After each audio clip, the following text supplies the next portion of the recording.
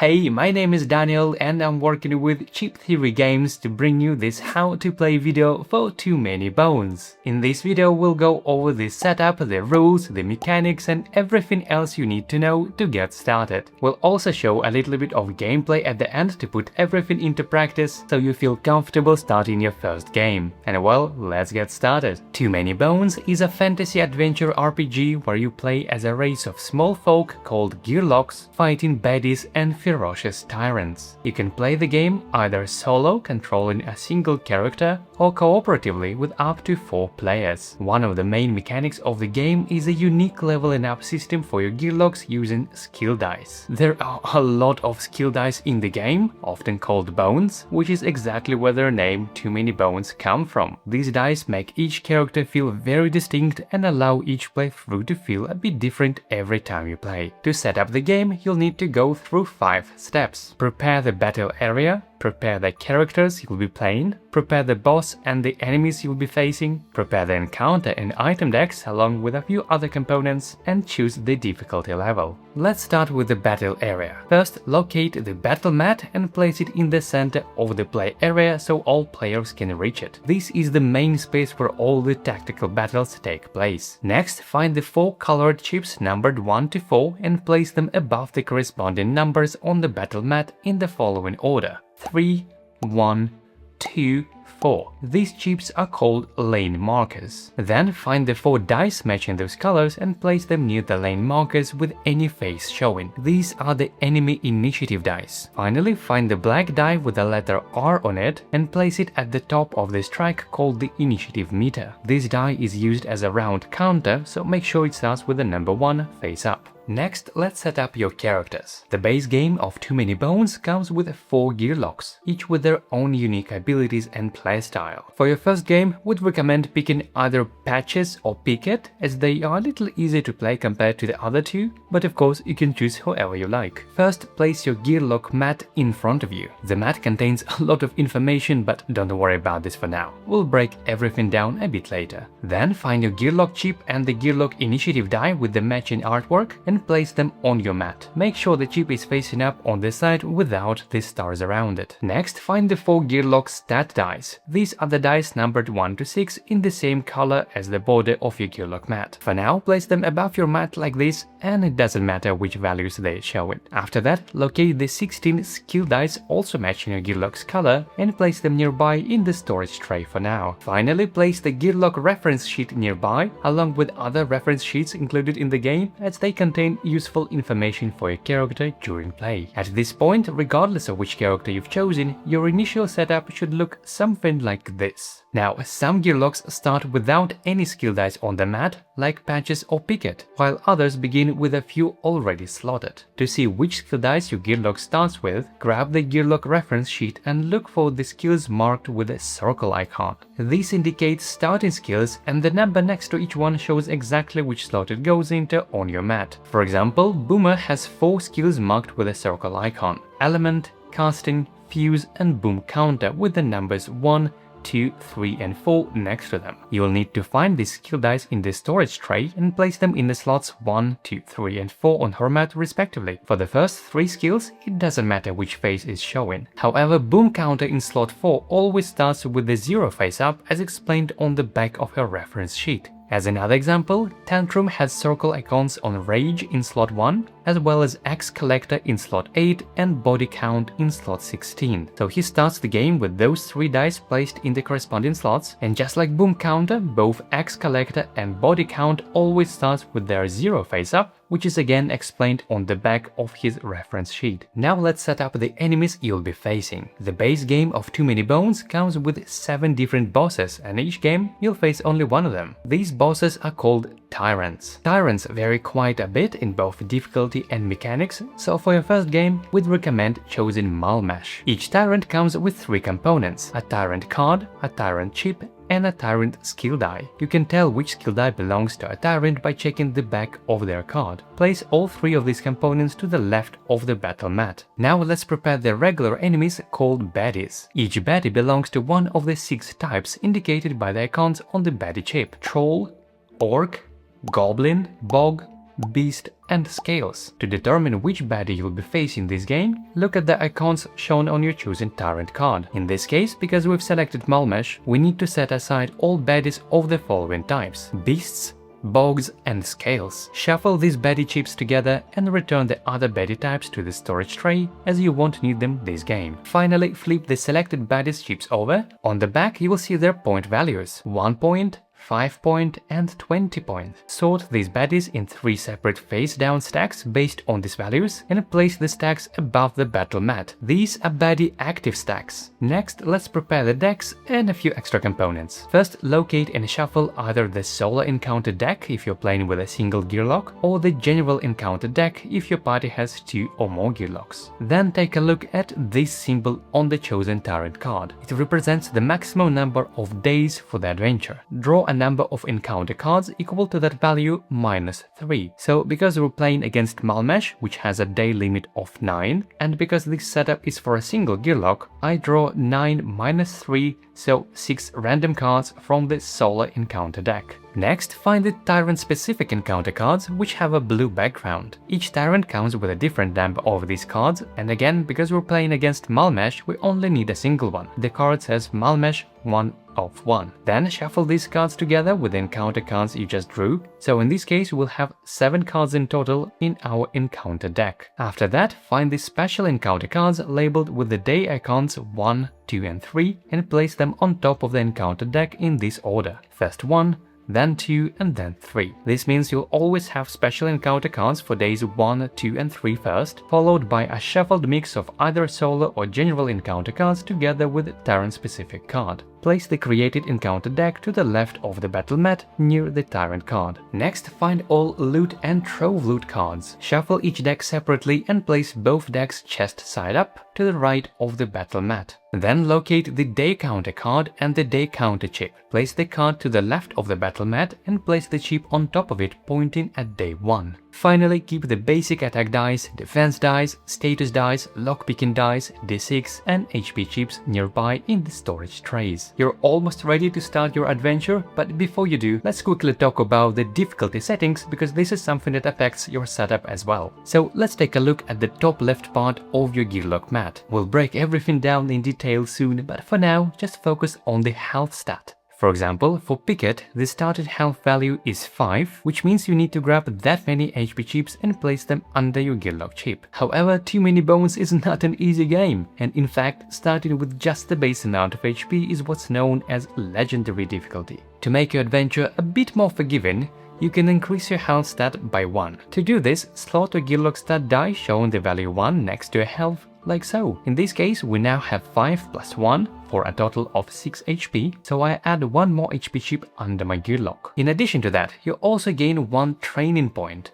We'll explain training properly a bit later, but in a nutshell, a training point can be spent to either increase any of your 4 stats by 1, or to slot a skill die in the slot with the star symbol on your mat. This difficulty mode, with 1 additional HP and 1 training point, is called Heroic difficulty. But even Heroic can still be quite challenging, so you can go one step further and start with 2 additional HP as well as 1 training point. This difficulty mode is called Adventurer difficulty, and we highly recommend using this difficulty until you feel comfortable with the game. So to indicate that I'm playing on Adventurer difficulty, I'm going to increase my health stat by rotating this stat die to show a value of 2, grab another HP chip, and then spend my free training point, for example by increasing my dexterity stat by 1, like this. And with that, we're fully ready to begin. The goal of Too Many Bones is to defeat the Tyrant, and if you manage to do that, you win the game. But before you can challenge the Tyrant, you first need to earn enough progress points. You can find the required number of progress points on the Tyrant card shown in the gear icon. For Malmesh, that number is 6. But beware, you only have a limited number of days to do this, as indicated by the sun icon on the Tyrant card, which is 9 days in the case of Malmesh. If you're unable to defeat the Tyrant by the end of the final day, the game is lost. Of course, you'll need to strengthen your Gearlocs before you're ready to face the Tyrant, and you do that by increasing your stats and gaining new skills by spending training points. Both progress points and training points can be earned in encounters, so next let's talk about what those encounters are and how the overall structure of the game works. So the game is played over a series of rounds called days, and as we have already established, you have a limited number of days depending on the tyrant you're facing, and each day consists of the following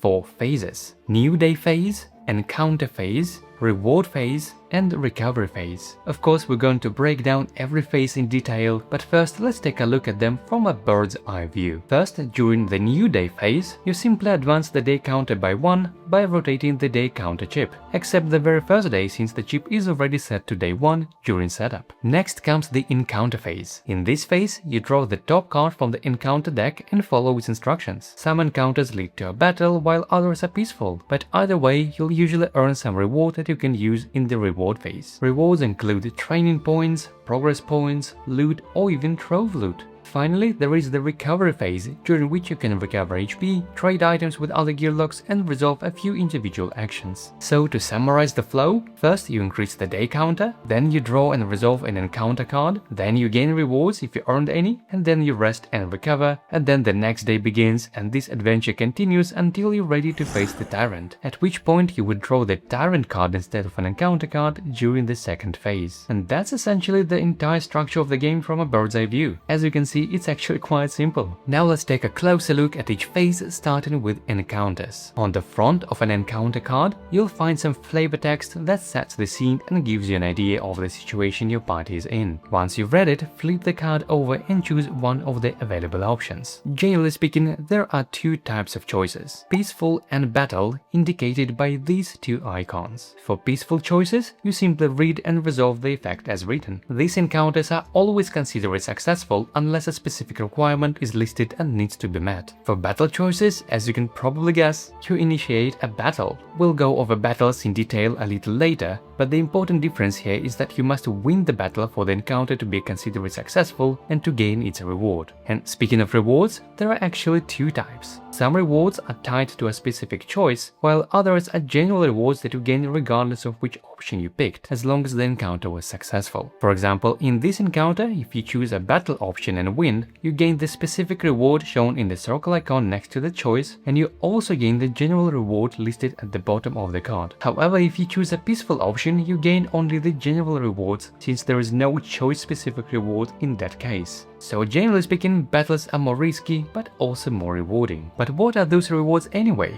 Well, let's have a look. One of the most common rewards you will come across in your adventure is progress points, shown with this gear icon. And you need those progress points to be able to face the tyrant. To indicate how many progress points you earned so far, place all successfully completed encounter cards in a stack like so. Once you have enough progress points matching or exceeding the number on the tyrant card, you may challenge the tyrant instead of drawing an encounter card during the encounter phase. Another reward you'll find on encounter cards is loot. A single chest icon with a number means the party draws that many loot cards distributed however you like. If there are multiple chest icons, it means each Gearloc draws 1 loot card. If the chest icon is purple, it works the same way, but you draw trove loot card instead, which are generally stronger and more powerful items. There are a few more things to know about loot cards, including how to lockpick them, and we'll cover that a little later. Another reward you'll see on encounter cards is training points, shown with this icon, which means each Gearloc gains 1 training point.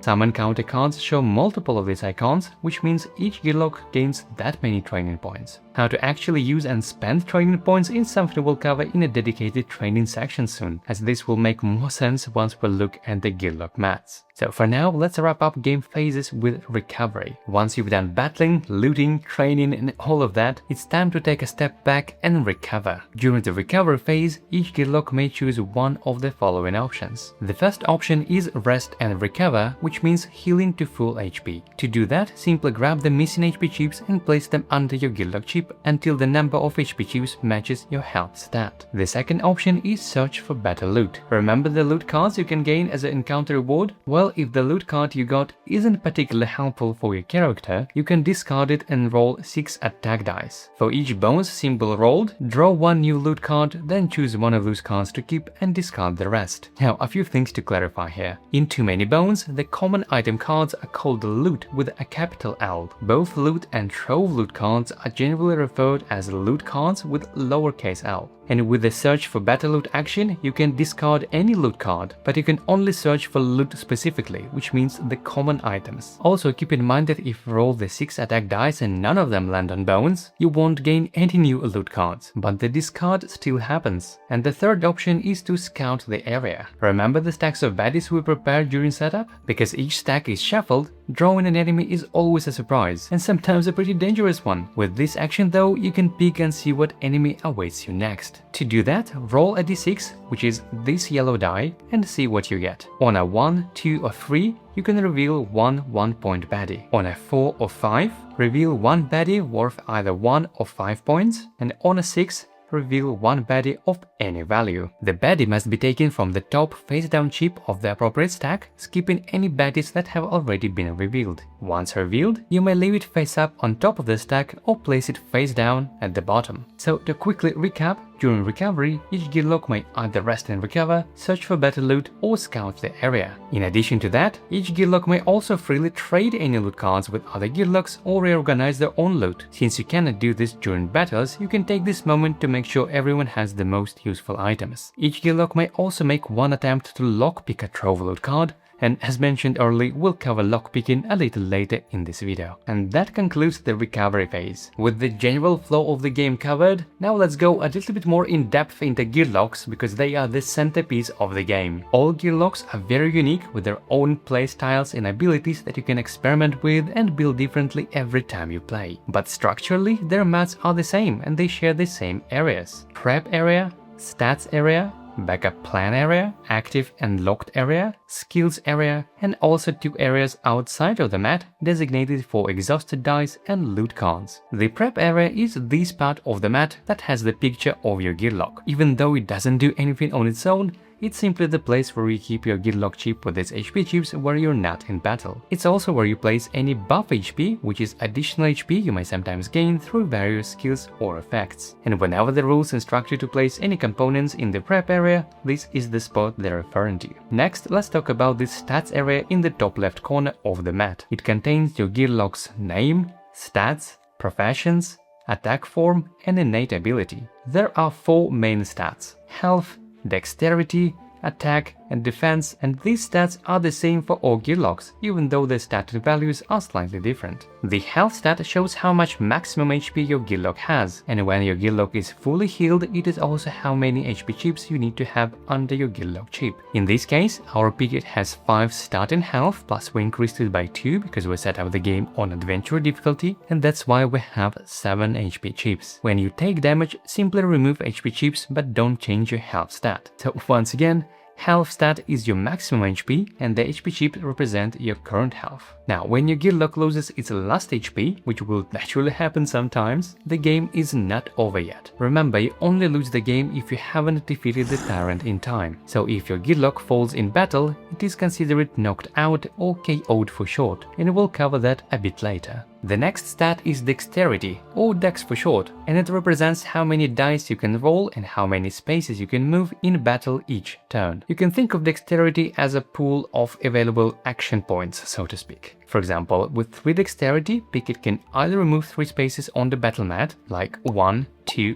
3, or he could move 1, which effectively costs 1 dexterity, and then spend the remaining 2 dexterity on rolling any 2 dice. The next stat is attack, and it shows the maximum number of attack dice your Gearloc can roll each turn. Attack dice are these white dice, and they can deal damage to a target for the printed amount, either 1, 2, or no damage if you roll bones, which counts as a miss. Gearlocs don't have their own personal pool of attack dice, so whenever you roll them, just grab them from the supply, and after you resolve them, return them back to the supply. And last but not least, the 4th stat is defense, and it indicates the maximum number of defense dice your Gearloc can roll each turn. Defense dice are these yellow dice, and they can prevent damage for a printed amount, either 1, 2 or nothing if they land on bones. Just like attack dice, defense dice come from a shared supply. But there are two important differences. First, whenever you roll any shield icons on the defense dice, you place them in your active slots. So let's say Pickett rolled 2 defense dice and they landed on values 1 and 2. These dice go into the active slots, like so, and then you use them to prevent incoming damage. For example, if Pickett is attacked for 1 damage, you can either remove the 1 defense die to prevent that damage or reduce that 2 defense die by 1. The only type of damage that cannot be prevented by defense is true damage. And the second difference with attack dice is that the number of defense dice you can roll is reduced by the number of defense you already have in your active slots. For example, here we have defense 3, which means we can roll up to 3 defense dice each turn, but since we already have 2 defense dice slotted, we can roll only 1 this turn. Also in the stats area, you'll find your Gearloc's professions, which are tied to skills that we're going to talk about shortly. You can think of each profession as a set of skills, like a mini skill tree that is unique to your Gearloc. Then there is your attack form, which can be either melee,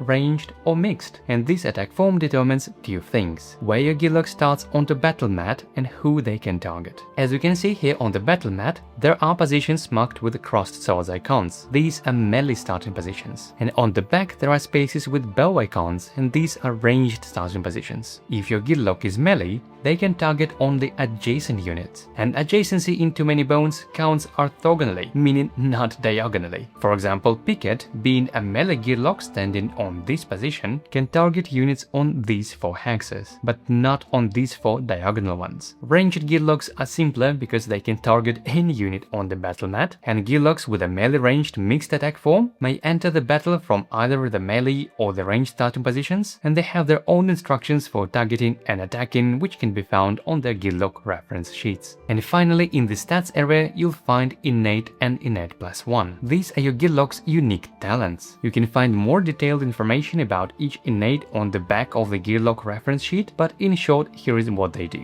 Pickett can roll defense dice and place them in his active slots before the battle begins. That means he can start a battle with defense already in place without spending dexterity to roll them on turn 1. Patches can heal himself for 1 HP at the start of his turn. Yep, that's 1 free heal every turn. Boomer starts with 4 skill dice already on her mat, essentially with her entire scavenger profession unlocked. And Tantrum starts each battle with his rage skill die placed in the active slot. And the more damage he deals or takes, the more his rage grows. Each innate ability can also be upgraded to a stronger version called Innate +1, and you can do that by using your backup plan. So let's talk about that next. As you saw earlier, sometimes attack and defense dice land on bones, which is a miss. In fact, most dice in this game have a bones side, but in Too Many Bones, a miss isn't always a bad thing because it allows you to use your backup plan. Here's how it works. Anytime you roll bones, you may place those dice in your backup plan slots, filling them from left to right. Then, once per turn, you may spend those bones to use one of your Gearloc's unique backup plan abilities. As you can see, there are 5 slots, so that's the maximum number of bones you can store.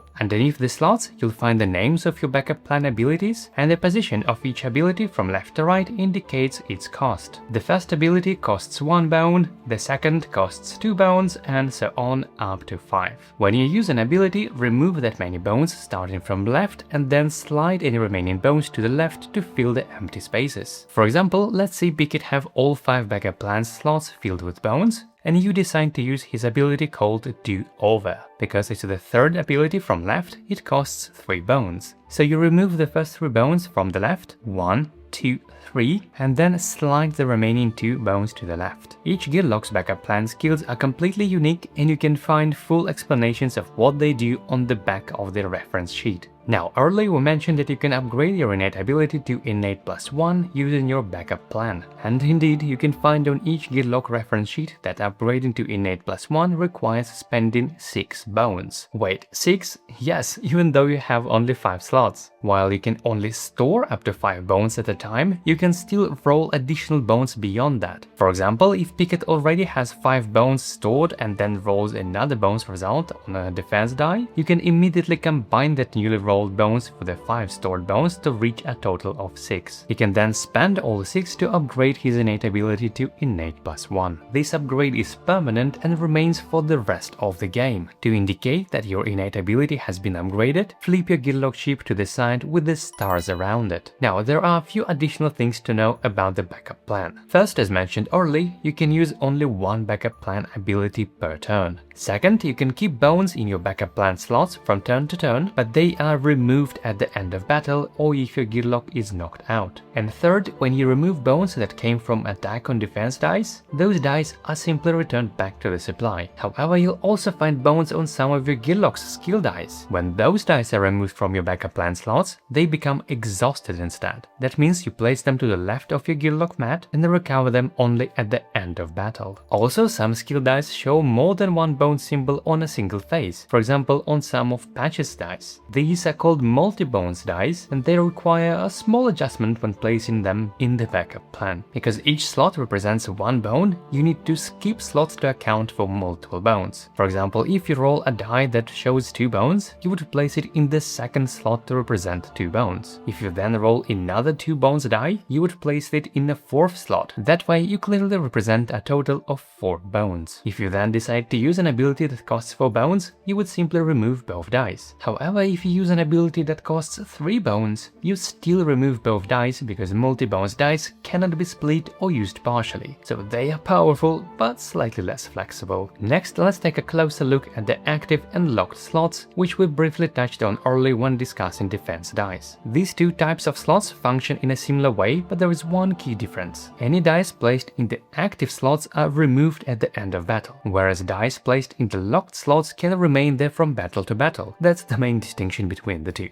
At any point during your turn, you may also choose to remove a die from either the active or the locked slots if you want to free up space for something else. And finally, if your Gearloc is knocked out, all dice from both active and locked slots are removed. The only exception to this if you're playing on adventure difficulty. That way you can keep locked slots dice even if you're knocked out. So now you know that defense dice are placed in the active slots. But what kinds of dice go into the locked slots? And how do you know which skills use which type of slot? To answer that, let's move on to the skills area. The skills area is the largest part of the Gearloc Mat, and rightfully so, because this is where the most of your character building decisions take place. Each Gearloc has 16 skill slots numbered from 1 to 16 and 16 matching skill dice with those same numbers. And while every Gearloc skills are completely unique, the overall structure of the skills area works the same way for all of them. So let's break it down. First of all, you'll notice that the skills area is divided into colored sections. Each color represents one of the Gearloc's professions, which you can think of as a mini skill tree. For example, on Pickett's mat, the red area is his captain profession, the purple area is his hero profession, the yellow area is his protector profession, and the blue area is his warden profession. Some skill slots have a star symbol above them. This means this skill has no prerequisites and can serve as a starting point for that profession. For example, in the captain profession, you'll see a star above slot 1, which is stand ground. That means you must train stand ground first before advancing further along the profession, as indicated by the arrows. Once stand ground is trained, you can then move on to either sword advance or shield form and eventually to lockdown. Some professions have more than one skill with their star symbol, like in the warden profession. In that case, you may train any of those starting skills in any order, and you don't need to fully complete one profession before starting another, so you can freely mix and match skills from different professions as you want. But what do these skills actually do? For that, let's take a look at the Gearloc reference sheet. On the right hand side of the sheet, you'll see all of the skill dice laid out by profession. Each skill shows a number in the top left corner, and that number corresponds to the slot on your mat. So for example, stand ground has the number 1, which matches slot 1 on Pickett's mat. The 6 small images shown for each skill represents all 6 faces of the die, so you can see at a glance what each possible result does without having to rotate the die. And on the left hand side of the sheet, you'll find the detailed explanation of what each face does. Now, we're not going to cover every skill in this video, but there are some common elements you'll see on any Gearloc reference sheet, specifically the following 6 skill codes shown in the parentheses that indicate how each skill resolves. A means this die is placed in your active slots. AA means this die is placed in an ally's active slot. BP means this die goes into your backup plan. CTR means this die is used as a counter, tracking a value up or down. I means die is resolved instantly and not placed anywhere specifically. And finally, L means this die is placed in your locked slots. So let's return to Stand the Ground as an example. 4 of its faces are called reusable bones and are marked with BP, which means when you roll those faces, you place this die in your backup plan slots. The other 2 faces are called constant regen and are marked with L, which means this die is placed in your locked slots when rolled. That's how you know where each skill die result should go. Now, 2 important notes. First, most skill dice are exhausted after use unless stated otherwise. Exhausted means you place the die to the left of your Gearloc Mat and you recover it only at the end of battle. In other words, most skill dice can be used only once per battle. And Stand Ground is actually a good example of an exception to this. Its reusable bounce spaces can be, well, reusable, and constant regen can sit in your locked slots for the entire adventure. However, if you look at a skill like Confidence in the hero profession at slot 11, that die is not reusable, so once you resolve it, it becomes exhausted. And the second note to keep in mind is that whenever you roll a skill die,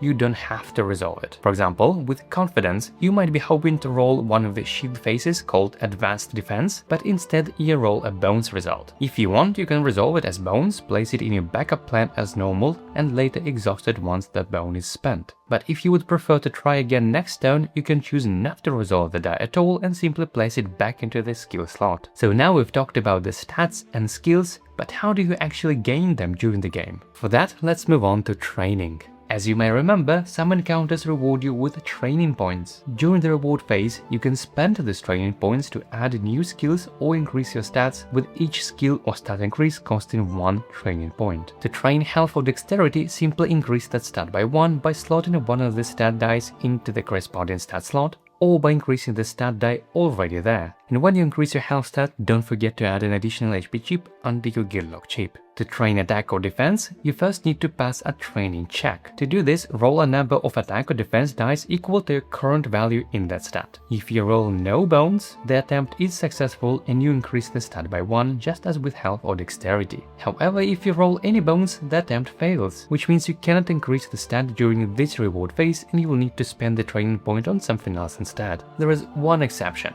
When training defense, you may reroll any bones once. For example, Picket currently has 1 attack, so to train it, we roll 1 attack die. If it lands on a damage phase and no bones, the check is successful and we increase attack by 1 by slotting a stat die. Now let's say we want to train defense. Picket's current defense is 2, so we roll 2 defense dice. If one die lands on a shield and the other lands on bones, we may reroll that bones die once. If it still lands on bones, the attempt fails, but the training point is never lost and we can spend it on something else, like training a new skill. And speaking of skills, to train a new skill, simply take the skill die you want from the storage tray and place it in the corresponding numbered skill slot on your Gearloc Mat. Just remember that some skills require prerequisites, as we discussed in the previous section, and training a skill is always successful. The only skills you cannot train this way are consumables. For example, on Picket's mat, these 2 slots are marked as consumables. These are not trained through training points, and instead they are obtained through loot or certain backup plan abilities, and after use they are returned back to the storage tray. Now that we've covered the Gearlocs, let's take a closer look at our opponents, the Baddies. As you might remember from Setup,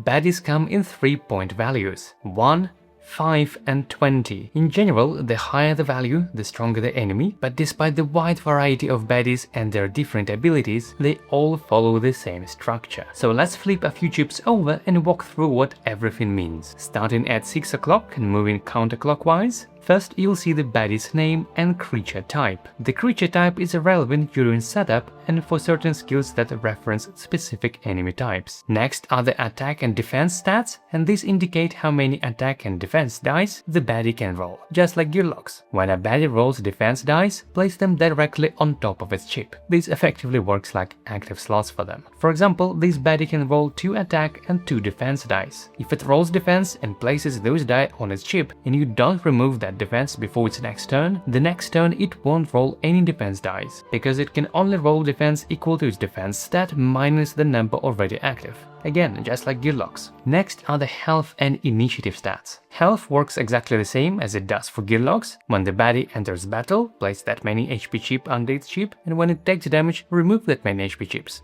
Initiative is something new and we'll cover it properly in the battle section, but in short, the initiative determines how early the baddie acts. The higher the number, the early it goes. So a baddie with initiative 1 is slowest and with initiative 6 is fastest. Next is the attack form, either melee or ranged. Just like with Gearlocs, this determines where the baddie starts on the battle mat and who it can target. Then we have the target icon, which determines targeting priority. Melee baddies always move towards and attack the closest unit, but if there is a tie, only then you check the target symbol. It will usually indicate either the weakest target, meaning the unit with the lowest current HP, or the strongest target, meaning the unit with the highest current HP. If there is still a tie after that, the players decide. For example, if this melee baddie is one space away from Picket, it will move towards Picket regardless of its target priority simply because he is closer. But if it starts adjacent to 2 Gearlocs of equal distance, you check its target icon. If it's at strongest, it will attack the Gearloc with the highest current HP.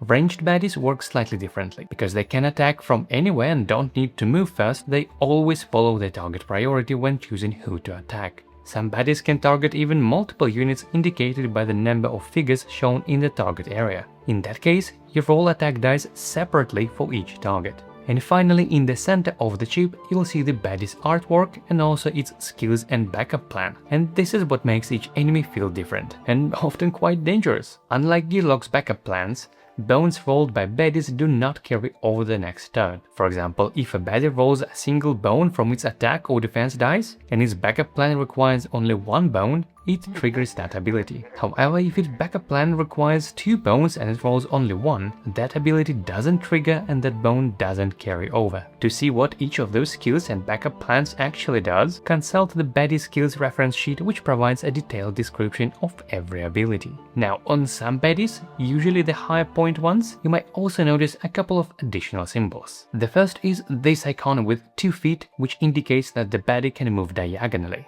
Remember that normally units may move only to positions that are orthogonally adjacent, so baddies with this symbol are an exception to this rule. The second symbol is the skull icon, which may show either 1 or 2 skulls. When a baddie with this symbol enters the battle, it immediately adds 1 or 2 5-point baddie to the top of the battle queue.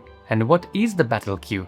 Let's find out in the next section. Whenever you draw an encounter card and choose a battle option, you need to prepare the enemies for that fight by creating a separate stack called the battle queue, or BQ for short. Let's take this encounter card as an example. It says BQ Baddie points. That means you follow 3 simple steps. First, calculate your baddie's points value. To do that, multiply the current day on the day counter by the number of Gearlocs in your party. For example, if it's day 4 and you have 3 Gearlocs, then your BQ is 12. Second, draw baddie chips from the 3 stacks created during setup, always taking the highest point baddie possible without exceeding the remaining total. So with a BQ of 12, what's the highest point value we can draw? We can't draw a 20-point baddie because that would exceed 12. The next highest is 5, so we draw a 5-point baddie, which leaves us with 7. Then again, what's the highest we can draw without exceeding 7? And it's still 5, so we draw another 5-point baddie, leaving 2. With 2 points remaining, we draw 2 1-point baddies. So our final battle queue consists of 5,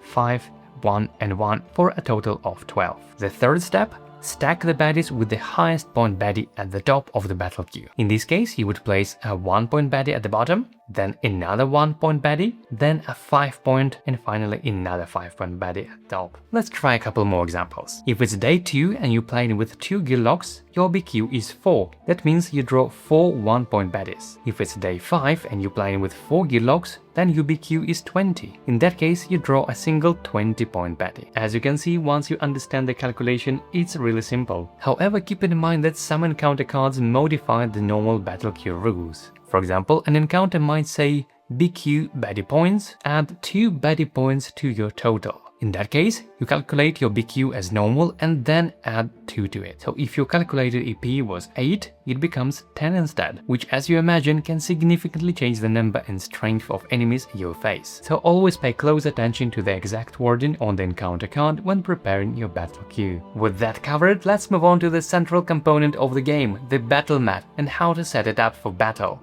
So this is the battle mat, the place where all the tactical maneuvers happen. And first, let's understand how this track on the right works, called the initiative meter. In battles, each unit, whether a Gearloc or a baddie, has its own individual turns, and all turns of all units collectively make a full battle round. To track battle rounds, we use the round counter die, which goes at the top of the initiative meter starting with round 1. Once all units finish their turns, it's the start of a new round and you increase this round counter to 2, then 3 and so forth. However, after round 5 you'll see this symbol called the fatigue round. The round counter does not reset to 1, which means that after round 5 every round is a fatigue round, and it changes 2 things. First, all units can now move diagonally, and second, at the start of each fatigue round, all units on the mat lose 1 HP, which cannot be blocked or prevented in any way. So it's effectively a timer for whoever is last standing. So that was the round counter, which sets the general structure of the battle. But now let's see how individual units add to that, where to place them and how to determine their turn order. So once you initiate the battle and build your battle queue using the instructions from the encounter card, you're ready to deploy those baddies. As you can see on the battle mat, there are 4 lanes labeled as lane 1 in blue,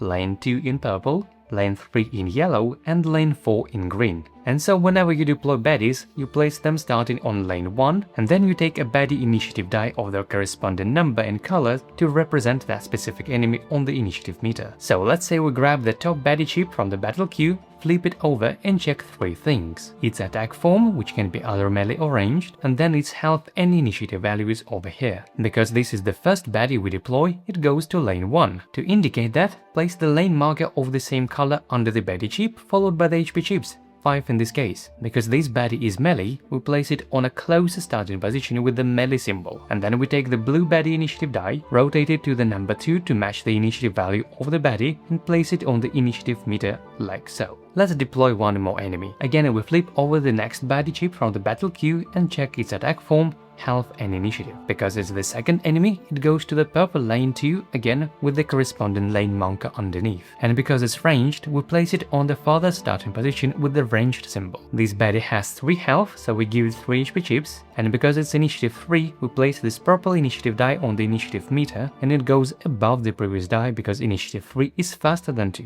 and therefore this enemy's turn will go first. And just to clarify, the little number in the bottom right corner is the lane number and the actual initiative value is the large number in the middle. So the enemy on purple lane 2 will act first and the enemy on the blue lane 1 will act second because initiative 3 is higher than 2. And so then you continue deploying more baddies until either your battle queue is empty or you've placed 4 baddies, which is the maximum number of baddies on the mat at the same time. Once you deploy all baddies, you can then add your Gearlocs. Unlike baddies, Gearlocs can start in any lane of your choice. So any melee Gearloc can start in any of these 4 positions, and any ranged Gearloc in any of these 4. Also, unlike baddies, Gearlocs don't have a fixed initiative value. So to determine your turn order, you roll your initiative die and then place it on the initiative meter. Let's say Picket decided to start in this position and his initiative die lands on 4. So we place it above the enemies since initiative 4 is faster than 3 or 2. But sometimes there could be a tie. When there is a tie between 2 baddies,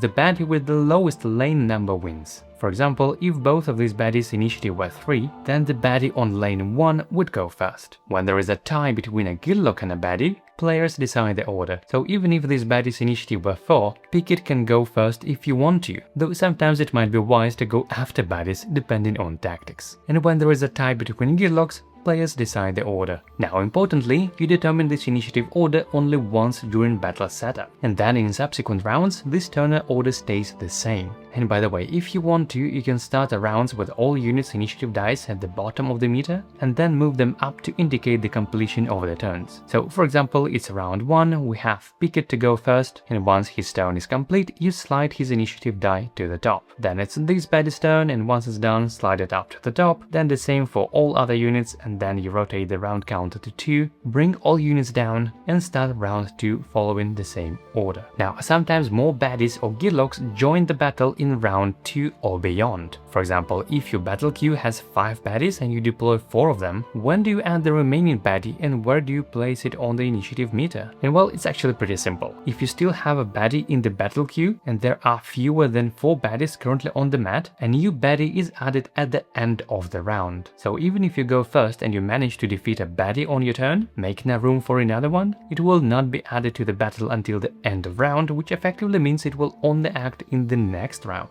Importantly, the initiative die of a newly added unit always goes either at the top or the bottom of the initiative meter, regardless of its initiative value. So if a Tyrant, a 20-point baddie or a Gearloc joins the battle after round 1, it always goes to the top of the initiative meter. And if a 1-point baddie or a 5-point baddie enters the mat after round 1, they always go to the bottom of the initiative meter, again regardless of their initiative values. If you defeat a baddie, making a room to add another baddie from the battle queue, but the lane positions is occupied, place it in the first available lane that matches its attack form. If all starting positions with that attack form are occupied too, then train lanes with other attack forms instead. So let's quickly recap the battle setup sequence. The battle initiates when you choose a battle option on the encounter card. If you have any effects that trigger before battles, such as Tantrum's innate ability, use them now. Then follow your encounter card instructions to build your battle queue. Then place baddies on the battle mat starting with lane 1 with their respective lane markers and HP chips, and add their initiative dice to the initiative meter according to their initiative value. Then place your Gearlocs and roll their initiative dice to determine their turn order.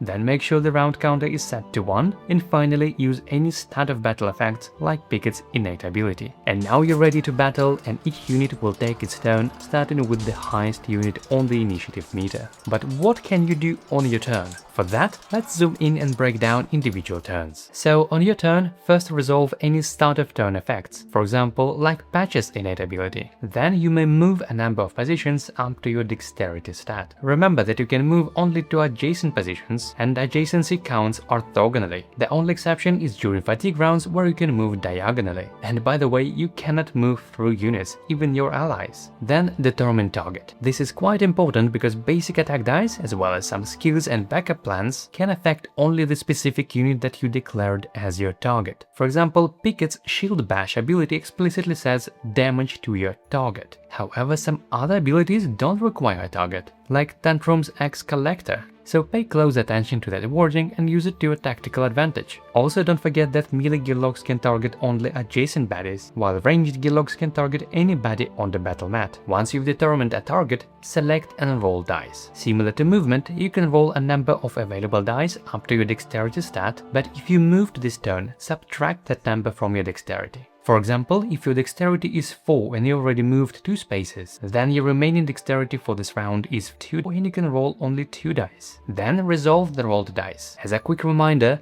attack dice deal damage and then return to the supply. Defense dice go to your active slots to prevent damage and then return to the supply as well. And skill dice do whatever is described on the Gearloc reference sheet, but as a general rule, most skill dice are exhausted after use, meaning they're usually once per battle effects. This is also the step when backup plans can be used. You may resolve your rolled dice in any order, and if you want, you can choose not to resolve a die at all. For example, if a skill die landed on a phase you weren't hoping for. Also, when resolving abilities, pay attention to Baddie's active defense dice or skills that may trigger when they are attacked, like the enemy skill Lashback, for example. And finally, once everything is resolved, use any end of turn effects, for example Tantrum's breakdown ability. So in a nutshell, on your turn you may move and roll the dice, and you can do these things only once and only in that specific order.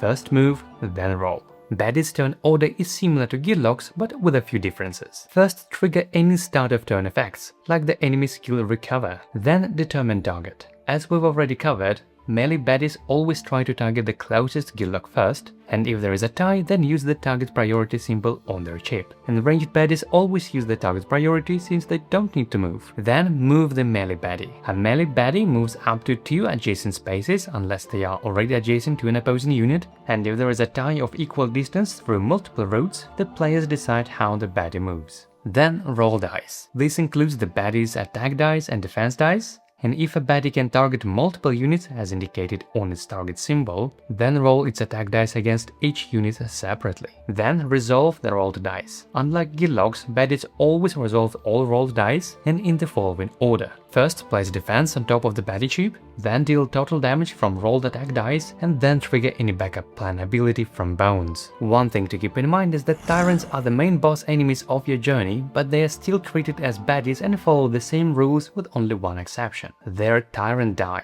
This die is rolled during the tyrant's roll dice step and is always resolved after their defense and attack dice. At this moment, don't forget to use Gearloc skills and effects that apply when being attacked, like preventing damage with defense dice. And finally, trigger any effects with end of turn timing, for example like the enemy skill Corrosive. So basically, Baddie's turn sequence is similar to Gearloc's, but melee baddies always determine target before moving and then move only up to 2 spaces. Ranged baddies don't move at all, and all baddies always resolve all of their rolled dice. With the battle structure and individual turns covered, now let's see what happens at the end of a battle. A battle typically ends when either all baddies are defeated, which generally counts as success, or when all Gearlocs are defeated, which results in a failed encounter. First, all baddies you defeated during the battle go into a defeated stack, which you can keep separately for each baddie point value. And by the way, whenever one of your active stacks runs out, simply reshuffle their corresponding defeated stack to form a new one. Then, if you have any remaining baddies on the battle mat, for example, if you completed a battle objective that wasn't defeat all baddies, or if you lost the battle, place those remaining baddie chips face down on the bottom of the appropriate active stack. Then place your Gearloc chips with their remaining HP and initiative die back into the prep area on their Gearloc mats.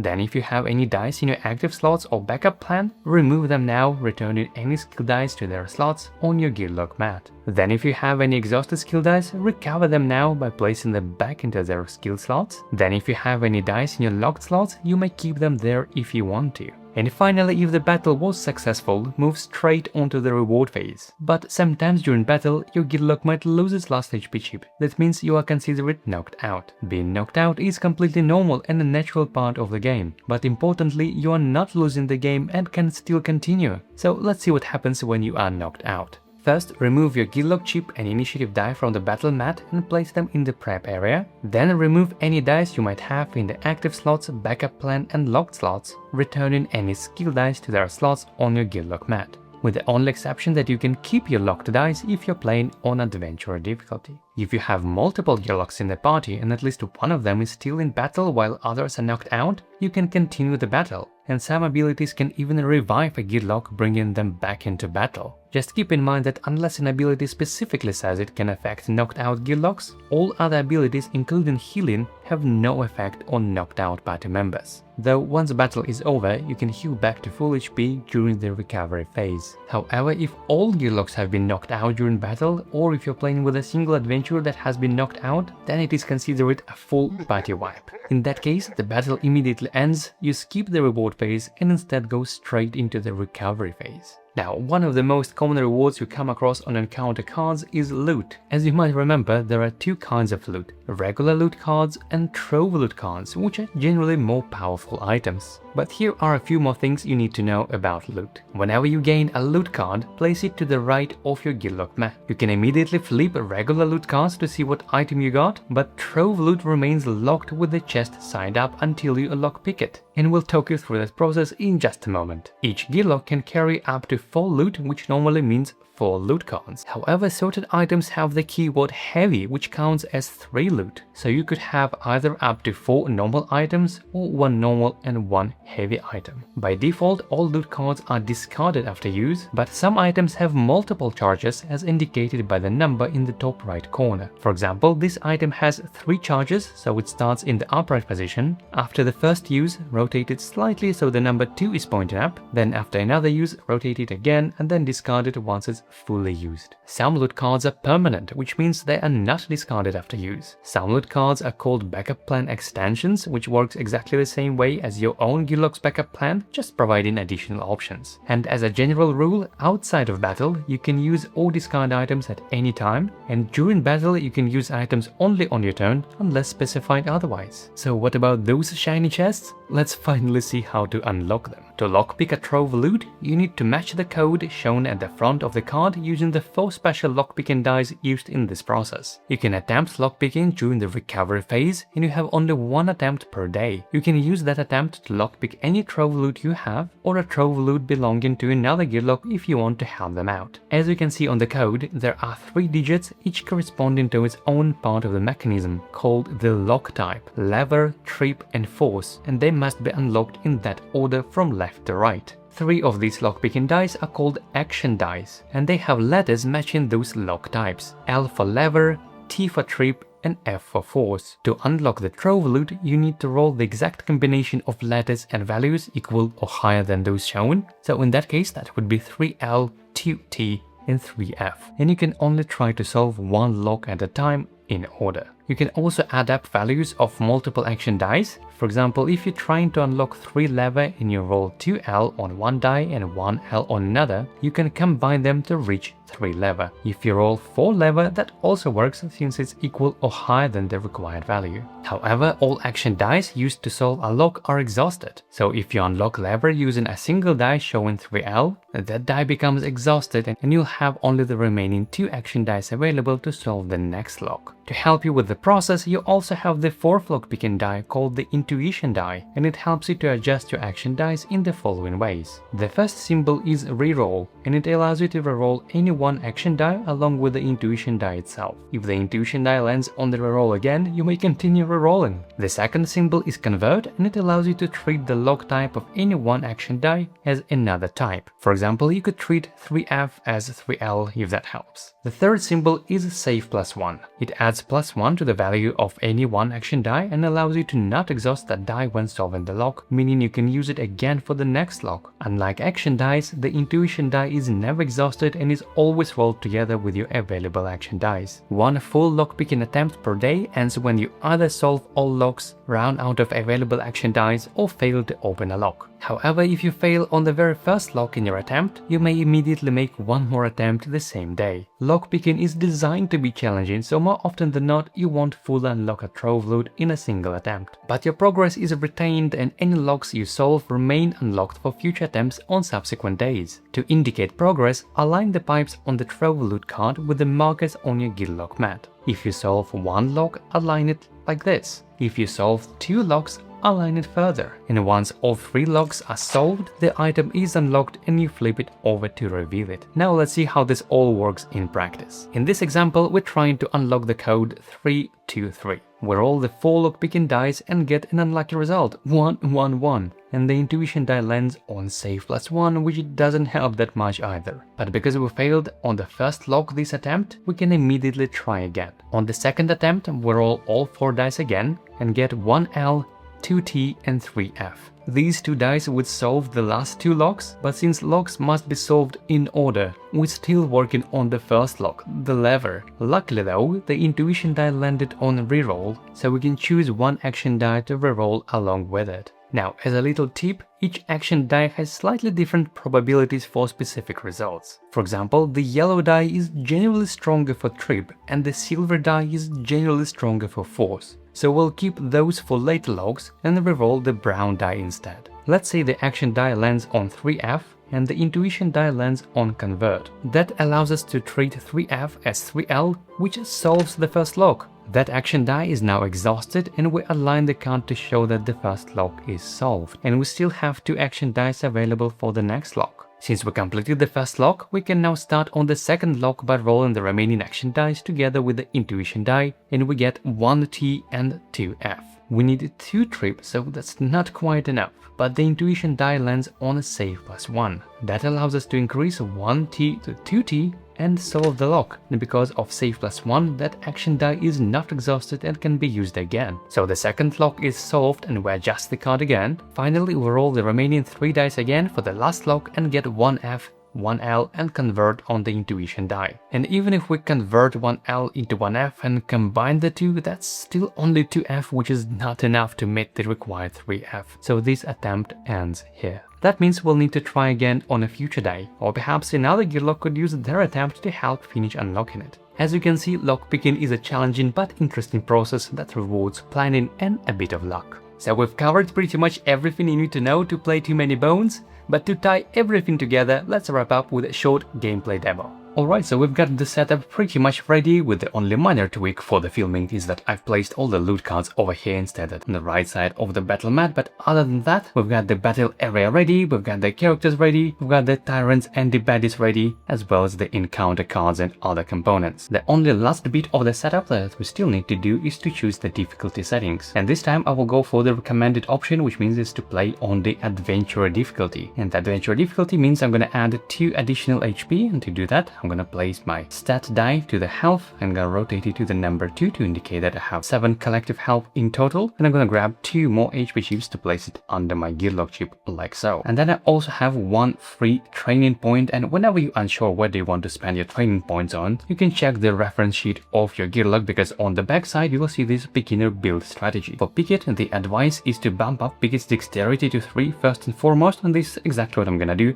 Just gonna spend my training point on bumping up my dexterity to 3 like that. And now we are ready to begin. Now the game starts with a new day phase, which normally means increasing the day counter by 1, but for the day 1 I'm gonna skip this because the day counter is already set to 1 during the setup. So then I will go to the encounter phase and simply draw the top card from the encounter deck. I'm gonna skip reading the flavor text and go straight to choosing the options, and we'll get 2 options. Both of them are peaceful, but the difference is in the rewards. In the first choice we would get additional training point, but in the second choice we may draw 2 loot and choose 1 to keep. In this case I will choose the first option, so I'll get 2 training points, and that's pretty much the end of the encounter phase. So I'll go straight to the reward, because peaceful encounters are always successful by default. So for my first training point I would like to train attack, but unlike health and dexterity I need first to pass the check. To do that I need to roll attack dice, stab roll with my current value, which is 1, and if I don't get any bones that means the attempt is successful. So that is what I'm gonna do, just roll 1 attack die and see what we get. We have no bones rolled, which means the attempt is successful, and I can indeed bump up my attack stat by 1, the same way as I did for the other stats. For my second training point, I think I'm gonna spend it on a training as skill die, and I would go for the captain profession, which means this red area over here, and the only die I can train here is stand ground because it's marked with the star icon. So that would be stand ground, trained over here like so. We also gained 1 progress point, which is needed to challenge the tyrant. Now let's move on to the recovery phase. I don't need any healing because I'm still at full HP. I don't have any loot cards to discard to search for better loot, so I'm just going to scout the area. To do that I'm gonna roll this d6 and see what we get depending on which baddie value I could reveal. So I've got 5, which means I could reveal 1 baddie either of 1 point or 5 points, and in this case I would prefer to reveal a 1 point baddie. Just gonna flip this over because this gives me information of what's coming next. And that is the end of day 1. Now moving on to the second day. This time I do increase my day counter by 1, so I have day 2 on the counter. Then I check how much progress points I have. I currently have only 1, which is not nearly enough to challenge the tyrant, which in this case Malmash requires to have an 6 or more, so as instead I draw another top card from the encounter deck, flip this over, and this time we have 2 choices, but both of them are battles. In the first choice we have a little help, because it says at the start of each round arrows from the wall deal 1 true damage to each baddie, and this is recommended for the first time adventurers. The second option is a bit more challenging because there is no such help from the walls, but you get additional training point from that. In this case I would go for the first option, preferring to choose and having a little help from the walls, and there is absolutely no shame in that. And so first let's build our battle queue. The encounter card says just use baddie points, and because it's day 2 I'm playing with a single adventure, that means my baddie points is 2. So I'm just gonna draw 2 1 point baddie. We've got 1 and 2, I'm gonna place them like that, and that is my battle queue. Now let's deploy enemies, starting with the melee one over here. Because it's the first enemy, it's gonna go on the first lane, so I'm gonna mark it with the blue lane marker like so, and add 5 health underneath. We've got 5 health goes over here, because this is a melee baddie, it goes to this melee row. I also need to place its initiative die with the value 2 in this case, like so. And then let's deploy the second enemy, which would go to the purple lane 2. And we've got a ranged enemy. I'm gonna place this lane marker again with 2 HP on the furthest hex because once again it is a ranged enemy and its initiative is 5. I'm gonna rotate its initiative die to find number 5 and place this above the first enemy because 5 is faster than 2. Now I'm going to deploy my Gearloc, and because Picket is a melee Gearloc, I can only deploy to any of these hexes of these positions, but at least I can choose which one it will go. So I'm gonna place this on this position. Now, unlike Baddies, and Gearlocs don't have a fixed initiative, so I need to roll the die to see what my turn order will be. So I'm gonna roll this die. And we've got the initiative 2, which is the tie with this enemy. Now, when there is a tie between a Gearloc and a Baddie, players decide. So if I want, I can go either before this enemy like that, or I can go after it. Again, sometimes it actually might be beneficial depending on your strategy. But in this case, I would go before this enemy. I'm gonna place my initiative die like that, and then the initiative meter is good to go. Now, because we are at the start of battle timing, I can check and use my innate ability, which once again is explained in the reference sheet. So I'm gonna flip this over, go to the innate ability and read it out loud. It's called Shield Wall at the start of battle, which is exactly right now. Picket may roll all his defense dice, which are only these white dice specifically, and place rolls defense in his active slots. For this roll, bones cannot be placed in backup plan. So let me roll this before the battle starts, kind of give me a little bit of heads up to hopefully get some defense in place. So let's go. And we've got 1 defense and 1 bone, which normally would be placed in the backup plan, but because it's a special innate ability, I can only place my defense like that. This is returned back to the supply. Now it's the start of round, and at this very moment, before this first unit takes its turn, we've got a special effect from this encounter at the start of each round. Arrows from the wall deal 1 true damage to each baddie. So true damage is something that cannot be prevented, so both of these baddies immediately take 1 damage, so I'm removing 1 HP chip from each of them and return those back to the supply. So the first enemy acting this round is this one on the lane 2, because it has initiative 5. Because it is a ranged unit, it doesn't need to move and can target anyone on the battle mat. But before it rolls its skills, it also can use its skill, which in this case it says Weaken 1. To find out what that is, again I'm gonna cancel the Baddie skills reference sheet and I flipped it over to find Weaken, which says the following: place a Weaken effect die on a target. Gearloc's dexterity is reduced by X next turn. So I'm gonna place this Weaken die on top of my Gearlocs, and now my dexterity is reduced by that value for my next turn. Now this Baddie can roll its dice, which means 2 attack dice and 1 defense according to its stats. So these are the 3 dice I'm gonna roll targeting Picket. And first it's gonna resolve its defense, placing it on top of this enemy like that. And then it deals 2 damage, but I can prevent 1 thanks to my defense. So my defense is knocked off and returned back to the supply, but Picket still loses 1 HP like that. So this little dragon whelp's turn done. When I do indicate it, I'm going to move it like that. Now it's over to Picket, and normally my dexterity stat is 3, which means I could either roll up to 3 dice or move up to 3 positions. But because of this Weaken, my dexterity is reduced by 1 for this turn. Because Picket is a melee Gearloc, it can only target adjacent units, and once again adjacency means orthogonally, which means I cannot target this golem from this position. So out of my 2 dexterity, once again because it's reduced by 1, I'm gonna spend first 1 to move on this space, and then I'm gonna spend my last remaining dexterity on rolling stand ground. This is the only skill that I can roll, so let's see what we get.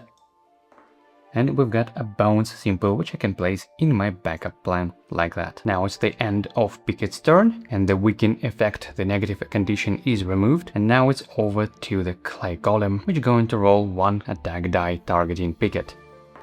That is 1 damage. There is no way Picket can prevent it, so it takes just 1 damage, losing 1 HP. And that is the end of clay columns, which means all units have taken their turns. It's now at the beginning of a new round, so I'm going to rotate the round counter to round 2. At this very moment, again, we have this special help from this encounter, which says at the start of each round, arrows from the wall deal 1 true damage to each baddie. And true damage cannot be prevented with defense dice. That means Golem takes 1 damage, losing 1 HP, and the same is for this Dragon Whelp, which is totally defeated because it was its last HP. So once this enemy is defeated, I'm gonna remove its defense, its health, gonna put it lane marker back over here, as well as removing the initiative die. I'm gonna place this chip into a separate defeated enemy stack. Now it's Picket's turn. It is no longer weakened, which means it has all 3 dexterity and it can roll up to 3 dice. So we could roll either 2 attack dice or 2 defense dice, or any of them in any combination, up to, as long as the maximum number of dice does not exceed the number of 3. And I'm going to roll 1 attack die and 2 defense dice targeting this clay golem. Let's go. We've got a miss on our attack dice, but we can place this as our backup plan, and we can place both of these defense dice in the active slots like so.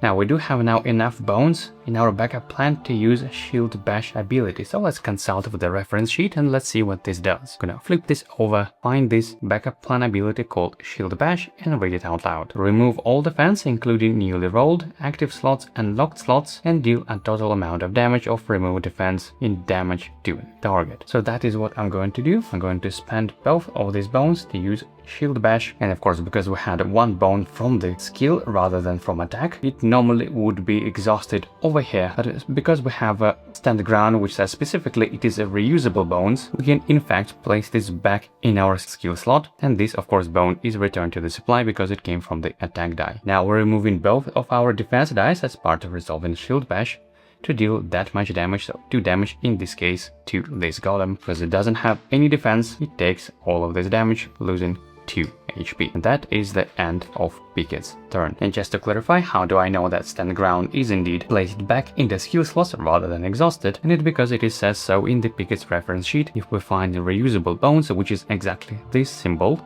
it says you may use this in your backup plan. After use, place it back in its skill slot. So this is exactly what we've done. Now over to the Claim Golem. It rolls just a single attack die, and we've got 1 damage. Again, have no way of preventing that, so I'm just take this 1 damage. Now all units active this turn, so it is now beginning of round 3, and once again at this very moment our little help from the wall triggers, dealing the last bit of damage to this enemy. So the final enemy is defeated, and that is the end of battle. The enemy goes to the defeated stack like that, and it stays there. It is not returned back to the active stack, and only once this active Baddie stack is depleted, only then you shuffle it all together with the defeated enemy stack like that. So let's clear up our initiative meter, place all of those things over here, return our Gearloc chip and Gearloc initiative die to the prep area, and if we had any exhausted skill dice, for example if this wouldn't be a reusable bone, we would recover this at this moment. Now we'll move on to the reward phase, and in this encounter there is no choice specific reward, but we still get the general reward, which means 1 progress point, 1 training point, and each Gearloc also draw 1 loot card. So I'm gonna place this successfully completed encounter